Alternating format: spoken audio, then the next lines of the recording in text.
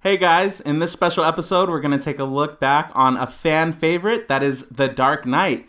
We're going to talk about all the things that make this film truly great, from the cinematography, the performances by the actors, the storylines, all that and more in this special Reel Rewind, episode 42 of the Reel-ists podcast.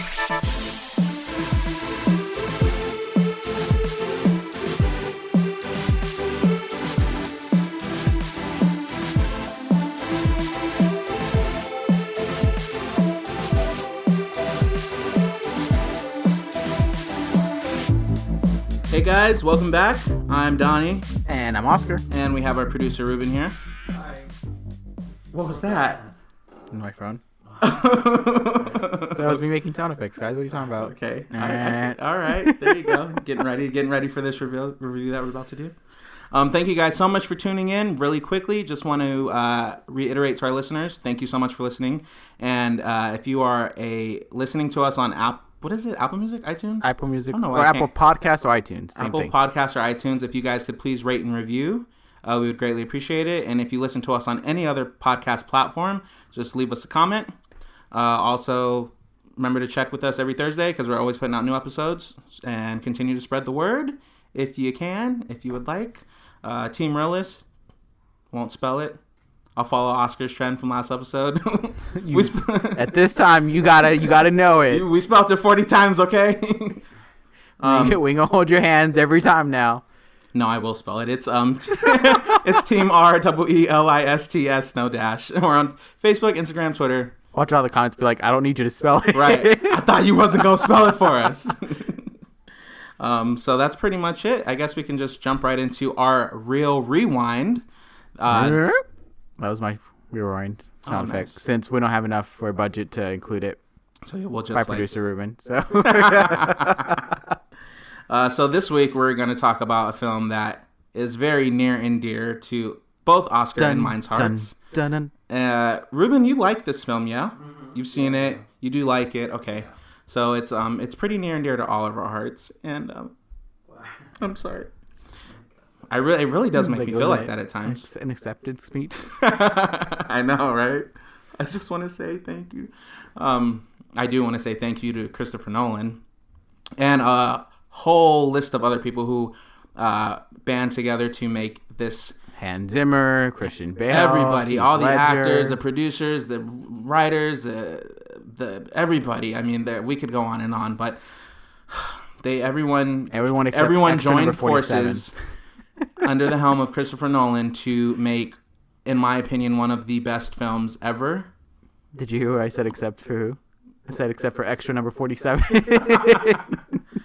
Hey, he had a part in that too, all right? That could have been my part. He was standing on one of the streets, like looking at the building fall down, watching the hospital burn. We're talking about The Dark Knight, guys. So, I'm just going to ask you, Oscar, why do you like The Dark Knight? Everything is perfect in the movie. The score that sets off the movie in the intro, Heath Ledger's introduction as the Joker. The only thing that I would say I wish it was more of was more Batman. Mm-hmm. Not that there wasn't enough, but I wish there was more Batman. But in the sense of him being a detective in costume rather than out of costume. I get it, the Christian Bale, high celebrity actor, you want to make sure he gets his face. Gets his screen time. Yeah, not just as in costume. I totally get that. But, I mean, the movie still nailed everything. I feared the Joker in this one. Like, I really was like, if this was a real-life Joker, I would not know what to do. I would be, like, peeing in my pants if he was in the same building as me because I would think he was going to kill me. But make me look like a fool first and then kill me.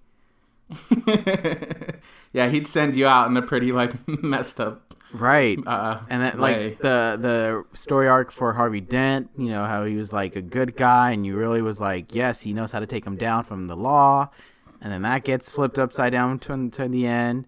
I mean, the things I knew about these characters, so it's not like I went in not knowing about DC characters, so I knew Harvey Dent is Two-Face. I knew he was going to become a bad guy. He becomes a bad guy at least. I knew Joker is all about chaos. Like, all these things I knew about these characters.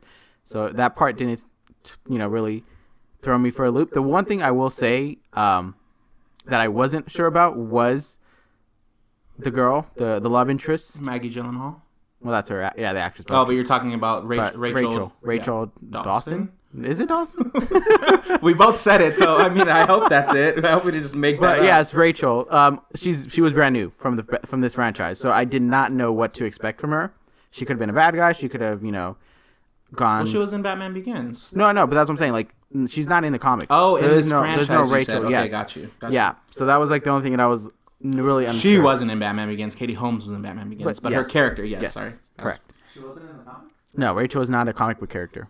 Oh, did not know that. But then, in the third one, when it becomes Selena Kyle, then I'm like, I know what they're going. I know what they're doing, because she's in the comics. But yeah, Rachel was the only thing that I was uncertain about going into the movie. And I think the one thing that makes it more special was that I remember the day it came out, and I really wanted to see it. I don't know what time period. I don't know what was going on, but all I knew is I wanted to see it that Thursday night preview. Mm-hmm. And I was like, I want to go see it, Dad. I want to go see it. And my dad was like, fine, we'll go see it.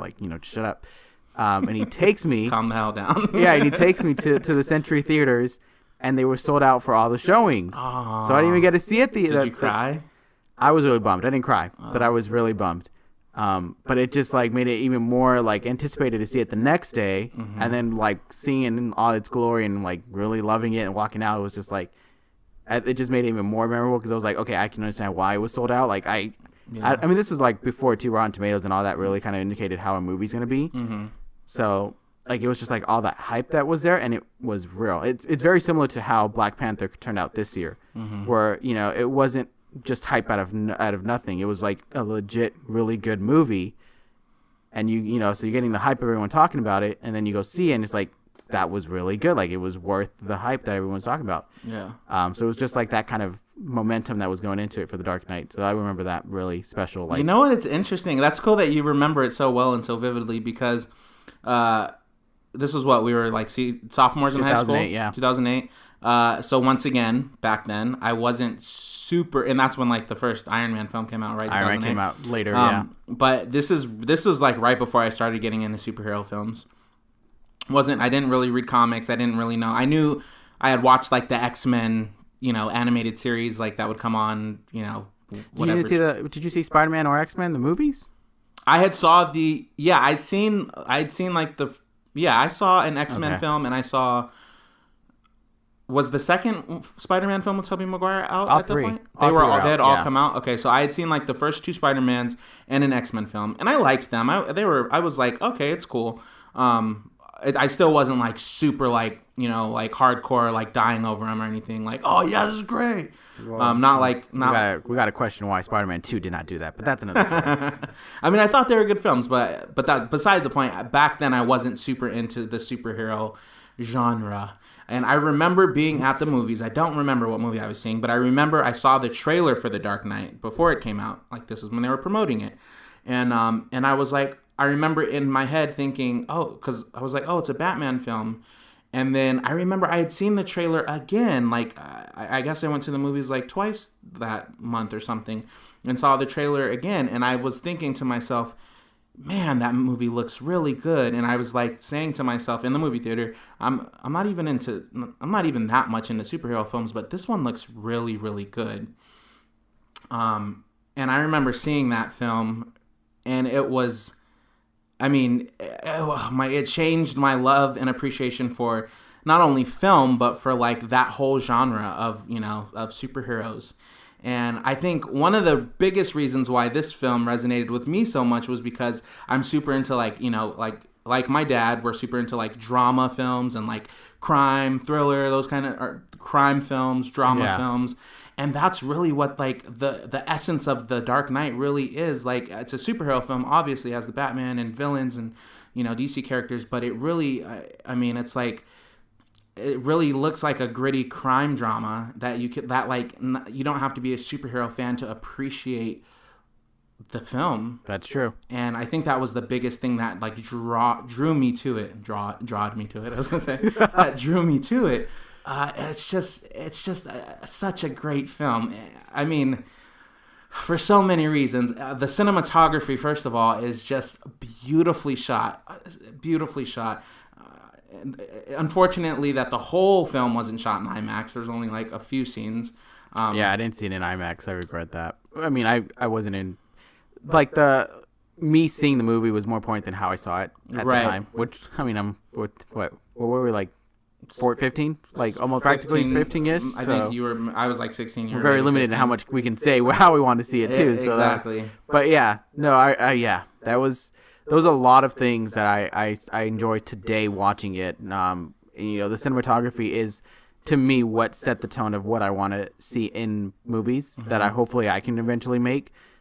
That it really just has that like nice palette where it's not it's a dark film, but it's not like the darkest, like, you know, it's not all black, you know, all, you know, nighttime settings, right. Like, you know, it had daytime setting, but it was still a nice transparent. And then the Joker too, he was, and even the night shots they're like beautifully lit, you know, they have like just, you know, it's not like the freeway scene when they're chasing the Joker, stopping the Joker from killing Harvey Dent.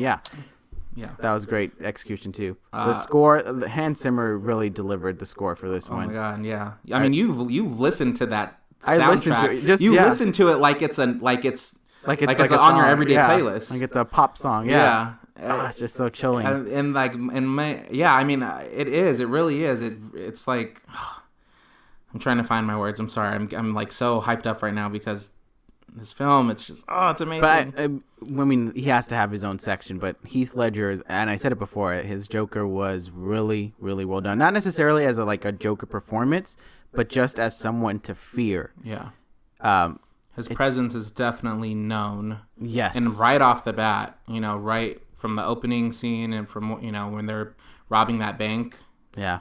Which, I mean, not to switch back to the cinematography, but even that, I mean, that is one of the scenes that was shot in IMAX, but it was so good. It was so good. You just have, like, the overview of Gotham City and, like, you know, the Joker's assailants, like, streaming on this, like, wire from building to building, and, oh, my God, it's just so beautifully shot. It's really what yes, we can say all that, really, but it's so true. Going back to Heath Ledger. But going back to Heath Ledger, it was, the performance of the Joker, his chaos, how he really just wanted to see the world burn, and that Alfred says that in the movie, Michael Caine. I think that's another reason that's like a standout about this movie, that we know like actors and it's an ensemble. It's like Christian Bale, Heath Ledger, Aaron Eckhart, Michael Caine, Maggie Gyllenhaal, Gary Oldman, Morgan Freeman. Gary Oldman. We hadn't even got to Gary Oldman. We didn't even know. I didn't know who Gary Oldman was before. I mean, obviously now we've seen Darkest Hour, and we know how amazing of an actor he is. But you know, this up until Darkest Hour, I'm like, okay, I only see Commissioner Gordon. Like I don't see anybody else. But I mean, this film had an ensemble of A-list actors. I think that's one of the reasons why this film is so received well and such a great film, because like it has like such like this caliber of actors, like seasoned actors who have like been around the block and are really great at what they do, you know. And I mean, just that list that I read is like, I mean, those are like some of the best actors that are they're gonna go down as some of the best actors of our time. Yeah. So absolutely. But yeah, I mean, Heath Ledger was obviously amazing. He, you know, I know when people think of The Dark Knight, his name is always one that comes up. You know, you talk about the cinematography, you talk about Heath Ledger by himself. By himself. Like everyone as an ensemble did great, but he has like that one stepping stone. He's like, if you think of like the Olympics, he's like the one. He's like on number 1, and then like the cast is like on 2 and 3, kind of, so to speak. Yeah. But yeah, he really just created this character really well. I mean, I know some of like how he got to like developing the character, which was very intriguing.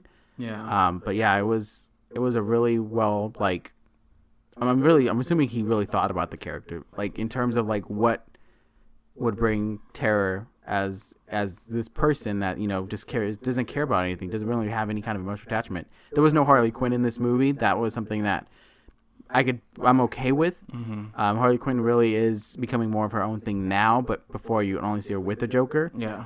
I could see that if there was, you know, in The Dark Knight Rises, if Heath Ledger was still around, I could see Harley Quinn maybe coming at that point. Mm-hmm. But do you think that, because obviously, I think if I have my dates right, Heath Ledger died around like January of 2008, and The Dark Knight was released like 6 months later. Yeah. So obviously there's a lot of people. I don't even know if I'd say there's a lot of people, but there were some people that specifically wanted to see this film because it was Heath Ledger's like last full performance. Yes. So do you think that had anything to do with like the initial reception of the film? Like, do you think that's why it got so much attention, or do you think that was just it just so happened that he did pass away, but this film, whether he had passed or not, this film still would have attracted the masses, you know? It would have. I honestly think it will should have. It did what it did. It brought the attention of leading up to the movie's release, where people were interested in seeing it, to know like, okay, so he was portraying the Joker, and was this role too much for him? Like, why was it too much? Maybe I should find out. Like, it had those questions that people would go see. Maybe they weren't intending to see it, but they wanted to see how this performance really had an impact on his personal life in that sense. So I feel like it did bring the momentum to the movie where people saw it the first weekend. But I think that the quality of the movie is what allowed it to run its course. Like, people went to go see it multiple times. I saw it 2 times in theaters. But I know people that probably went like 4 or 5 times. In the same way that they go see Avengers and a lot of the good, big hits right now. They go see it over and over. And I think that was carrying off where his death was one of the things where people were interested in seeing upon release. But after release, once everyone has officially seen the movie, it became more about the quality of the movie altogether than just his performance. And I think that's a great thing to showcase that, the movie could have been more of like, oh, he did a great last performance, we're gonna miss him, but the movie didn't deliver on plot development, or the story was very thin. They didn't really give Batman a chance to shine. Like, it could have had all those like negative things, but Christopher Nolan brought his A game, or everyone brought their A game into delivering the movie that was theming about order and chaos. I mean, that's ultimately the theme about this movie, is order and chaos, and how chaos is just one bad day. Yeah. And how much destruction and devastation it can cause, and how much it takes to stop it, or to fight against just simply letting it be chaotic. Yeah. And we didn't have just one villain from this film. We had 2 villains. We had 2. The thing is, Two-Face, I wouldn't say he was a villain in this movie. He was a tragic character that was becoming a villain. But given the short time of the movie, I'm trying to think about that too. If they arrested him rather than kill him, what that would have been a difference of. But yeah, I don't think killing him was so quick. You didn't really get to see him. And he did like a few bad things, but he really didn't develop as a Batman villain. Yeah. It was just like, it's like he never in this film, he didn't really pose as big of a threat as the Joker did. Never got a chance to. Yeah. So that's why I feel like, and it's interesting, it's more of a tragic character than a villain. I wouldn't say like this is a movie about Two-Face and Joker. I would say this is about Two-Face, Harvey Dent and the Joker, and then you just see the development of Harvey Dent. Yeah. And I do love, obviously Two-Face, he didn't get, like you said, like that much time to really like, for him to really be developed and to go off into that. But the time that he was on screen, I really enjoyed, and I really liked how, because they had said that the title, The Dark Knight, also is kind of like a nod to his character, being like the White Knight, being the White Knight, and then falling down to this tragic case, as you say, and becoming a villain. And I love that when he's the one who said you either live long, you either die a hero, or you live long enough to become a villain. And I think those words are so daunting, like throughout the film, and in his case, it is true. It's like it happened. It's a foreshadowing, yeah. Totally, and it was just like, I don't know. Even though it's a tragic case, there's something like kind of like poetic that I've always seen in it in a weird way, which maybe I can dive into that a little later, like not on this episode, but yeah, it was really, and it's really interesting too how, you have, essentially, you have like 2 villains. One obviously outshines the other, but you have the Joker, who doesn't get any origin story. You don't see how he rose to prominence. You don't see how he becomes the Joker.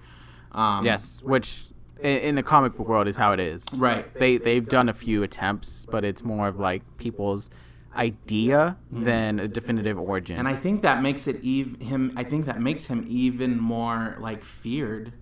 It's like, because you don't know. And it's like, I remember seeing the film. I remember when he was telling the story of how, how he got the scars. And he told one story, and I was like, and I didn't really know much about the Joker, so I took his words like they were, like he was telling us the truth.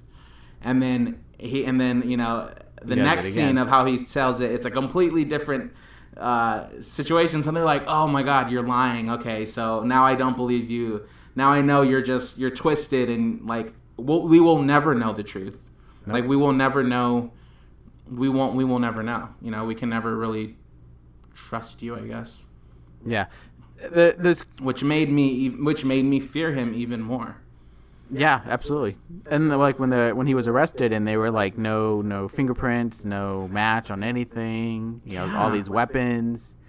And then it just kind of leaves your mind going like what are you? Like, what are you? Where did you come from? Why? It's one of those things where it's like, he's a perfect example of a villain you want to fear, and not really feel for it. Like, there's a lot of times in movies where they want you to understand the bad guy and want you to know why they're doing that. Mm-hmm. But he's one that's just like, and we even with like Aaron Eckhart's character, like we see that. Yeah, sure. Like we in the little amount of time he got, like we see like where like his fall and his trying why he's doing what he's doing, and how he lost Rachel, and how and this and that. Like we get all of that, and you still get it. Yes, yeah, absolutely. But he was a push. He was the one that's like, just sometimes you just got to bring a little chaos because that's what the world needs. Why so serious? You just want to watch the world burn. Yeah. I'm just like, gosh. I know. It's so diabolical. Oh, my God. The interrogation scene, too. And the thing is, I'm looking into this, and it was just like, the reason that he was telling those stories when he was like, how I got these scars, is because he was pushing everyone's buttons intentionally. Like, he told the story of how he got the scar to the thug, in a way that the thug can probably relate to. Yeah. So like triggers something in them. Right. And then when he told Rachel, the story of his wife, and about, it was more of a love story than than abused and those kinds of things. How manipulative. Like, like he was like playing intentionally. He was playing them just because he wanted to evoke that that anger. And then with the interrogation, he was trying to make Batman kill him. Like, that was his like whole reason of like toying with him, because he really wanted Batman to break his rule of not killing him. Because he wanted to like bring him down. He wanted to like see him essentially like stoop down to his level. And so it's like all those things that was just. I remember watching that film too, going like, kill him, but Batman doesn't do that. Doesn't do that. Although not in Batman. Batman versus Superman, but that's a different story. Yeah. See, but that's the thing I will say though. That Batman performance in Batman v Superman was I was hoping to get in The Dark Knight. The Dark Knight, he was very, very like more. He was more detective, yes. Yeah. But I didn't really see him as a fighter. Right. Like he fought. I think he fought when he had to. But I'm thinking about it. He only really fought the dogs at the end, and I don't even really know, like maybe a few thugs in the beginning when he was like the ice hockey joke pants situation, but he didn't really have like a combat moment. Like, he didn't really fight the Joker. The Joker did a few hits, and he was like kind of outmaneuvering him. Yeah, and like that's what I missed in this movie. I wanted to see Batman being Batman. I loved how he got the I don't know if the cops, but with the SWAT team or whoever they were that were trying to get in the same, like, try to get to Joker first, how he was able to stop them. Oh, yeah. That I enjoyed, but yeah, I wish there was more Batman combat. So you wish there was more, like, hand-to-hand combat with Batman in using his tools, using his batarangs, using, like, those things. And Batman v Superman did that, what I wanted in The Dark Knight. Okay. That's, like, the only little thing that I will say that takes me away, is that I just wanted more Batman being Batman, based off, like, the comics and the animation. Okay.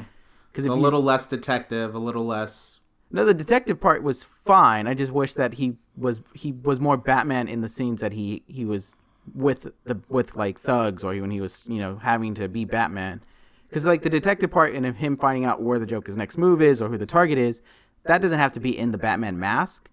But when he was out as Batman, I wish that he was using more batarangs. I wish he was like, smoke grenade, and like I wish there was more Snow of that. grenade. Grappling hook and all those things. I wish there was just a little bit more of that. But the action sequences still were thrilling enough. Like the saving Harvey Dent and not letting Joker kill him, and then getting the Joker arrested. Like those little things still delivered. Mm-hmm. It still delivered on action. I'm not saying there was no action. I just wish there was more Batman action, if that makes sense. No, it totally makes sense. I get what you're saying. When you think about it, there isn't a ton of like combat other than what you mentioned. A lot of action sequences, a lot of, specifically like not car chases, but like a lot of action scenes like in vehicles.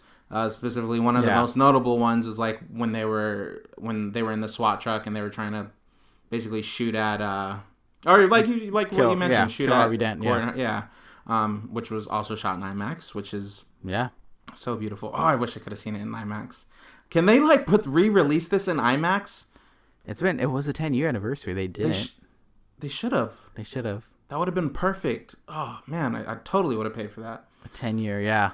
Whew. I think that would have been a sold out. That would have been a sold out. You would have had to like pre-order those tickets pretty like ASAP. So I was actually looking online and I found a bunch of like trivial facts about the film that I didn't know.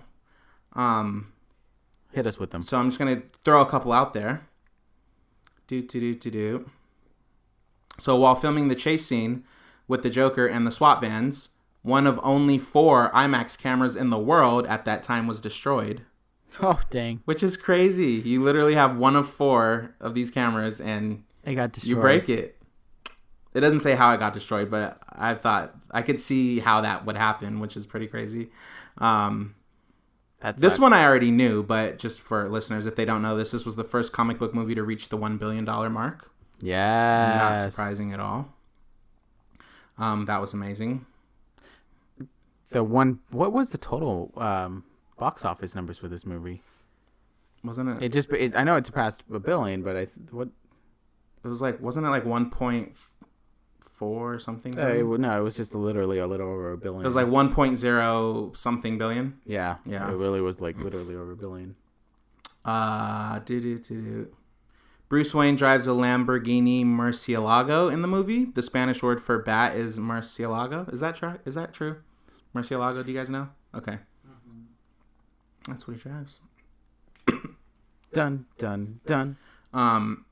Christian Bale admitted he did not pack on as much muscle weight for the film as he did for Batman Begins, in part due to keeping with the new bat suit design, which is leaner and more flexible. That's another thing. I'm glad he got an upgrade. I liked the upgrade. I wish it was a little more comic book accurate in terms of like being a little bit more gray and you can see the bat symbol. You really don't see the bat symbol too well in this movie. Mm-hmm. It's kind of like just camouflaged so well. I get realistically it would look more like how it is in the movie, but again, just a little bit of that. Because that's what I'm saying. In the Batman v Superman movie, the comic book look of Batman is what I wanted in the Dark Knight. Okay. If we can just take that. Man, you keep going back to this Batman v Superman movie. I'm just talking about Batman specifically, comparing them because I don't have another comparison. I can't say like, I wanted the Michael Keaton Batman costume in there. We need to watch those. The Michael Keaton, that was a good one. Michael Keaton, I didn't see George Clooney, like. Well, that one, I think everyone would be like, don't watch that one. But I mean, you might. Watched it, right? I've seen them. You seen it? Yeah, I've seen the Batman movies. Superman's the one I haven't seen. Oh, okay. You seen the George Clooney one? Yeah. Oh. And the what's that guy's name? Val Kilmer. Yeah. You seen that one too? Yeah. Oh, okay. So then you've seen them all. Oh no. I mean, not recently. Maybe not. Yeah. Yeah. All right. Yeah, I did too. They're fun to watch. I mean, like you point out all the things that you're like. The first two are very well made, despite the little changes they made. But once you get into 3 and 4 and the bat nipples and the like exaggerated villains, It's hard. It's hard to accept it. I will say when in the George Clooney one, when Danny DeVito played Mr. Penguin. That was not. No, that's the second one. Batman Returns was still with Michael Keaton as Batman. Okay, well that one, like when I saw him, that scared the bejesus out of me. He looks so scary. It's like horror almost. He was a penguin. I know, but it was like it really terrified me for a long time. And that's why you haven't seen it. And that's why you're right. I'll tell you like two more little trivial facts. While the movie was filming a chase scene on Lake Street, the Chicago Police Department received several calls from concerned citizens stating that the police were involved in a vehicle pursuit with a dark vehicle of unknown make or model. Oh my god! So they were watching this like sequence happening, and they like didn't know that it was for a film. That was pretty funny. And there was one more. It had to do with Heath Ledger. I can't find it here, but basically they said that when Heath Ledger was in character, he had to keep licking his lips because the prosthetic kept falling off, and so he made that like one of the tics of the Joker. Yeah, which was really interesting. It's always fun to like learn like those kind of things. It works. Something, and I'm sure like some things he were pretty thought out and he thought to do, and then others were just accidental, and then they're like, oh, that totally works. But I say all that to say, like, obviously he posthumously won the Oscar for Best Supporting Actor, which is so well deserved. Do you think he would have won that had he still been alive? That's a tough one. Because that one I'm not sure about, because the Academy Awards and superhero movies don't really go together. I know this is like a different superhero film on a whole nother like level, but I still don't know. I mean, I feel like he deserved it, obviously. But... Absolutely. The one thing I would question would be who else was nominated. I don't recall who else was like on the competition list. Yeah. I know he would get nominated. Would he win? I don't think so. If he had not passed away, it just that the way Academy always votes, it would have gone to another kind of film. But I still think he would have got nominated. I just don't know if he would have won. He deserves to win. There's no question. Him passing away does not it's not like kind of like a let's give it to him, kind of because unfortunately he's not with us anymore. It really was deserving of that performance. So just really quick to read the nominees were Josh Brolin for Milk, Michael Shannon in Revolutionary Road. Milk was winning awards that year. Because Sean Penn won the award for Best Actor that year. Robert Downey Jr. for Tropic Thunder, which was like such a shock. Yeah, I remember when that one. And then obviously Heath Ledger and Philip Seymour Hoffman for Doubt, which I thought he was great in. Yeah, so there was competition. There was some competition, but anyways, thankfully he won. So The Dark Knight, we love it. Critics love it. Obviously, fans love it. It's a superhero movie that you compare to. Like when you think of like this was a great film, you really go to the point where it's like, does it beat The Dark Knight for a lot of people? Yeah. I think arguably, hands down, the best villain. Yeah. In cinematic history. I mean, the best superhero villain in cinematic history, right. Arguably. I would say, yeah. I mean, which to me, as if I was in the Marvel universe or in the DC universe, like making these movies, I would want to challenge that. Not necessarily saying how can we top it, but like it would like make you step your game up. Like, okay, not to dethrone Heath Ledger from that.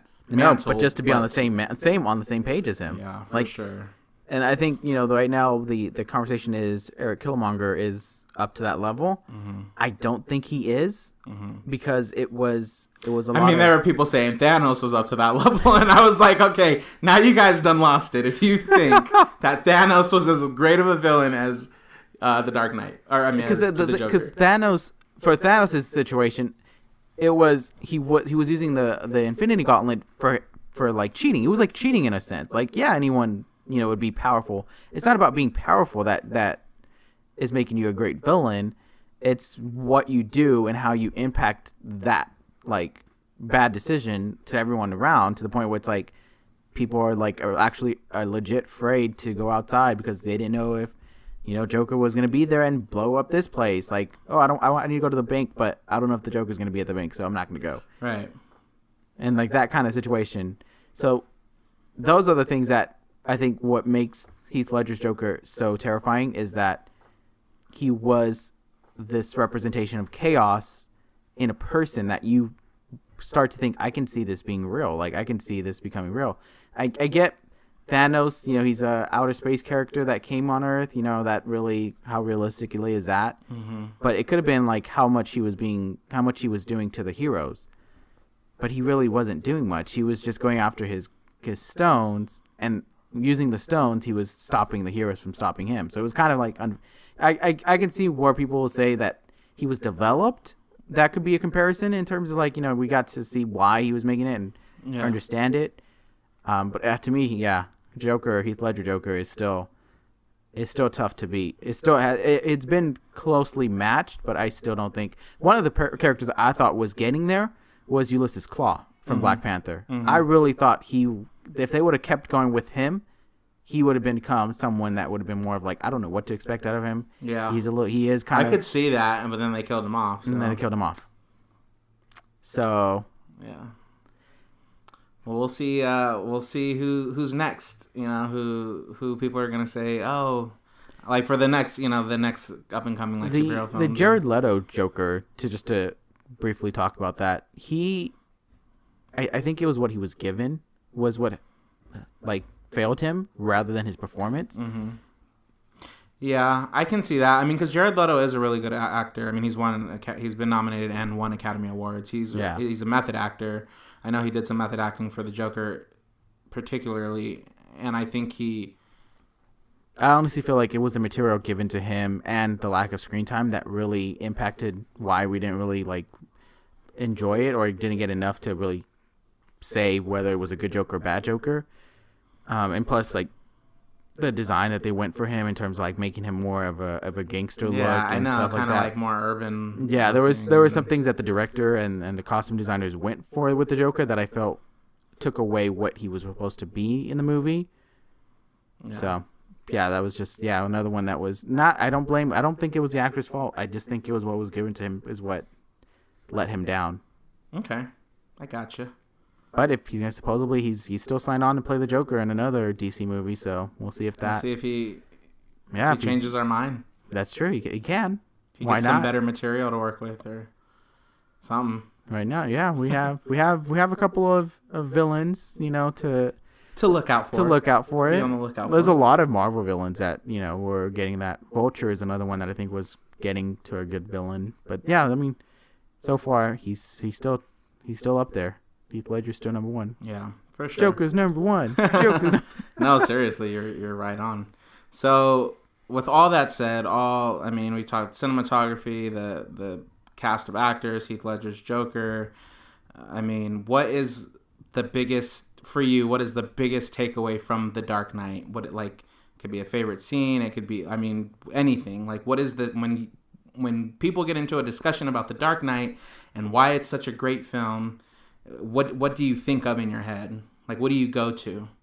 And I know there's so many things. That's kind of a hard question because for me, there's so many things. But what's the one? The biggest thing that I take away from The Dark Knight is its theme that it portrayed of order and chaos, and really how chaos is a little bit easier to fall into and to accept, but it's still the order that.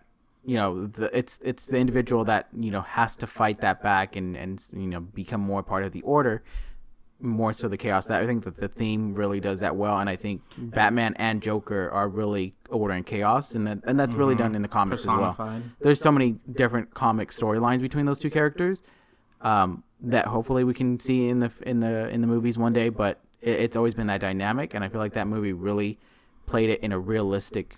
There's our realistic podcast in a realistic way that I felt can be real. Yeah. Maybe not necessarily like seeing someone dressed as a bat in real life, but I can see someone just doesn't care and really just wants to see dead bodies and just wants to see fire and buildings. Doesn't really care.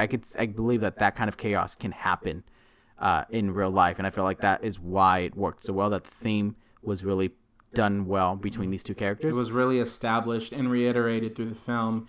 And when you say order and chaos, I always think, because you've said it a few times, but I keep thinking of the scene when they are driving through the streets kind of maniacally, and Heath Ledger's hanging out of the window, and it's just like, it's just pure madness, pure chaos. And when you see the fire truck on fire, and just the irony in that scene of itself, like, I think that is to me, I want to say beautiful. It's such a beautiful scene because it really does, that captures the mood and like you said, the theme of this film, like chaos, and what the Joker represents and what he's trying to, unleash on Gotham. Yep.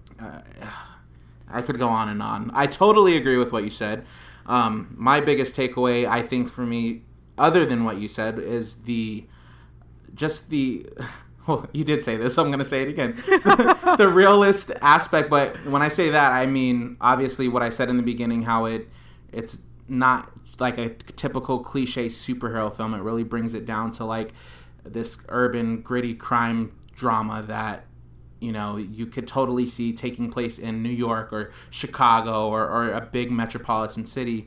But also, even in the fact that this is a superhero film, but it's not like there's people flying around with supernatural abilities. Everybody is very humanized. Like the Batman, he's like very mortal. The Joker, very mortal.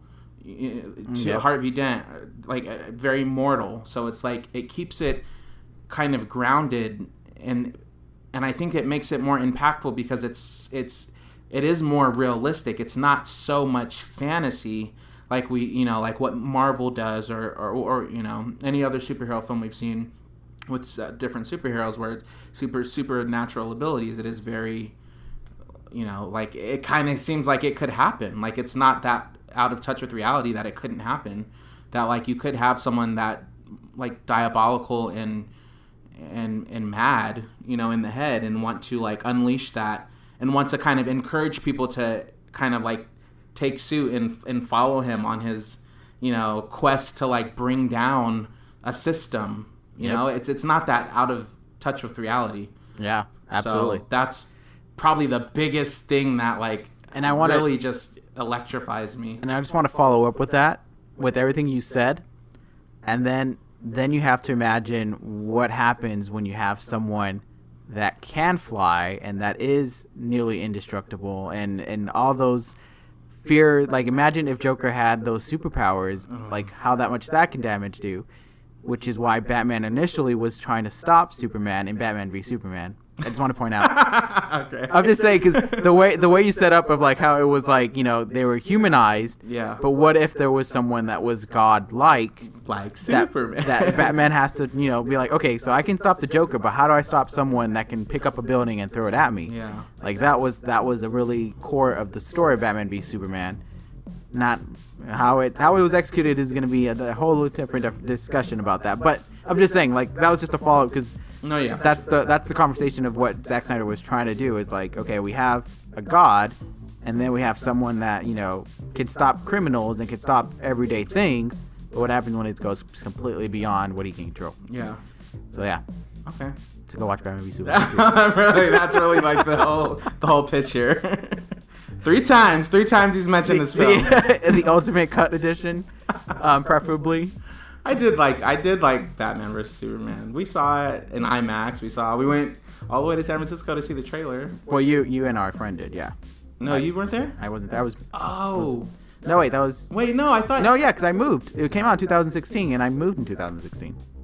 We saw the trailer together. We saw the trailer. We went to San Francisco to see the trailer. And we got the posters. Right, yes. But you saw it by yourself. Because then we had the free screenings. Exactly. And so then, yes, our friend went. Exactly. Okay, gotcha. All right. Just wanted to clarify that. But that was that was a fun movie too. Well, yeah. Okay, so I mean, you just heard straight from our mouths why we love The Dark Knight and why we think it's the best film ever. I mean, I'd ask you a real score, but I think I think both of ours are 5 out of 5. Right? Yes. Okay. Yes. Yeah. Ruben, what would you give The Dark Knight? What's your real score? 5 out of 5. Okay. Yeah, I mean, it was great. It was. Hopefully, everyone listening thought it was great too. I definitely want to hear. I hated it. Do you guys even know what you're talking about? Have you guys even seen that movie? That would be interesting. No, but for sure, definitely leave us a comment. We want to know if you guys agree with us. Just want to know your thoughts on the film. If you thought it was as amazing and perfect as we did, just let us know. Drop us a comment. And the biggest question we really want to ask is, why so serious? Lovely. Great way to end. Thank you guys so much for listening. Thank you.